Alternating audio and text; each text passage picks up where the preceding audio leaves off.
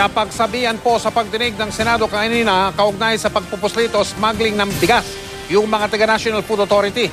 Lumabas kasi sa pagdinig sa Senado na nagbigay ang NFA ng tinatawag na import permit sa isang kooperatiba kahit na hindi nila idineklara ng tama yung kargamentong bigas na inangkat nila mula sa ibang bansa. At dahil daw sa mga ganyang pangyayari, patuloy na napapalusutan ng mga smuggler ng bigas ang NFA. Dapat